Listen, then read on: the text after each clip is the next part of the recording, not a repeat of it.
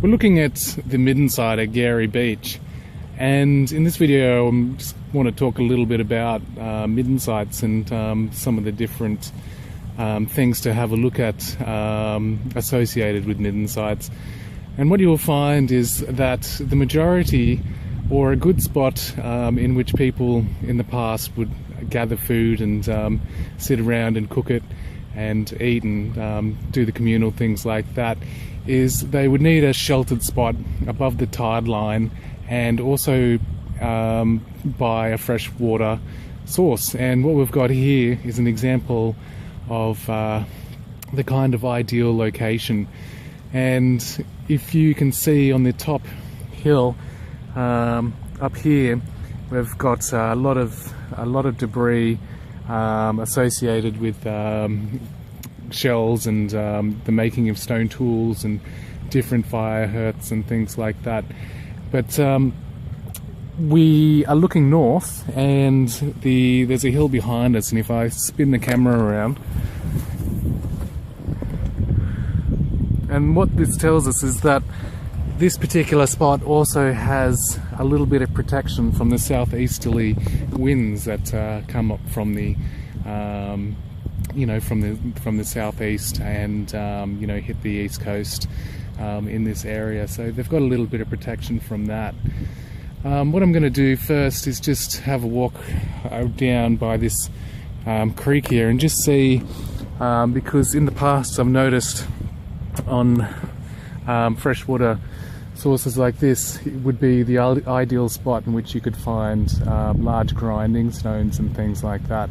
So I'm just going to have a look. I mean, it's difficult to tell how much these rocks have been disturbed since Europeans have arrived, but I'd say that it's probably just been a progression of being covered up by sand, low water levels, various high tides making its way up, which you can see evidence of over here.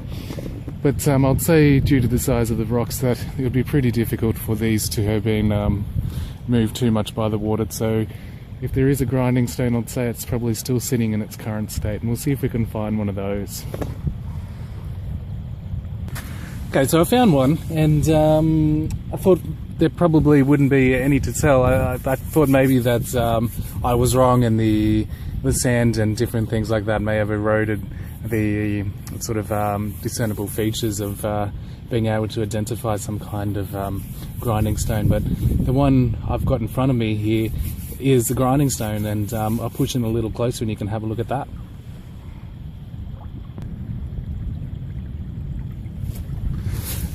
So what we've got here is a piece of sandstone, and it's sitting by the river, and you in that last shot you'd probably been able to see that there is various other stones of similar description. If I just swing the camera around, you'll be able to see that.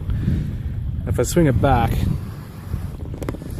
now you may think that I'm being delusional in thinking that this is a grinding stone, and I'd have to disagree with you on that, because this here is definitely got use wear on it, and we can see, I'm not sure if you can sort of see how smooth that is, but there's areas of this stone which are incredibly smooth, really smooth. I mean, this center part here is a lot rougher, and we may be able to see some pitting marks up here where somebody may have made the rock a little bit more coarse through the action of hitting it with some kind of hammerstone to roughen it up. But on the outside here, it's definitely very smooth.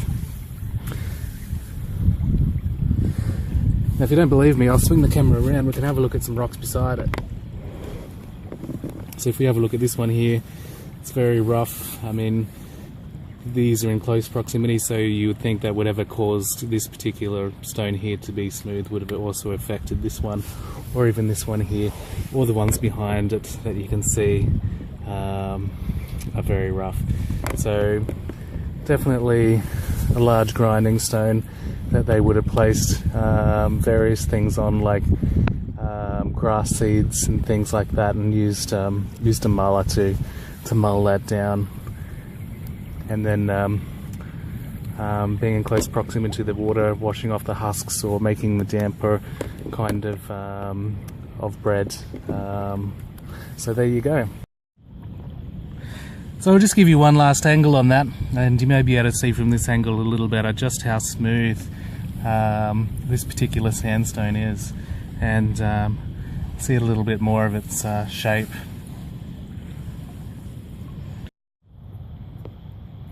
So I just had a little bit of a walk through some of the scrub on the westerly side of the Midden, and what I came across was one of the large river stones, which appears to have been transported to the spot. And as we saw from the kind of water velocity that was running through that creek, that it would take a massive flood to deposit this kind of stone in this location, and there are no others around like it anywhere near this high above the creek bed. So this has been transported here, and if we have a close look at the surface of this stone, we'll see if we can try to figure out what it may have been used for.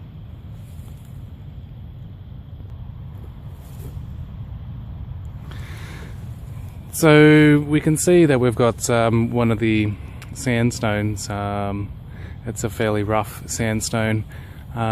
This part here appears to be worn fairly smooth, so some kind of grinding action or something similar may have worked on the top of this.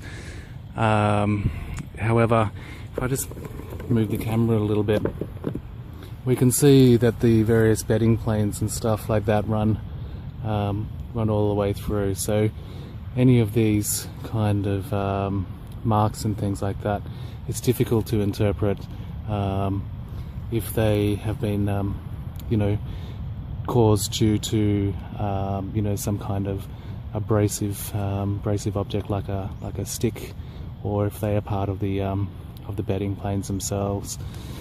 I'm not sure what this stone could have been used for. It may have been used for, grinding down wood, or sharpening the points of sticks. Actually have no idea what the purpose of this could have been for. Just another angle on this Garie Beach Midden side, and we can see the white stuff is shells, and the darker stuff are stone tools and rocks, and part of old fires and things like that.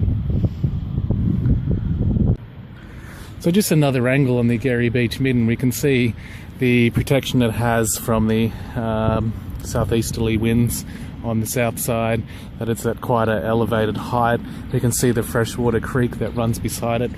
And midden sites like this along the east coast of Australia can be as old as 6,000 years.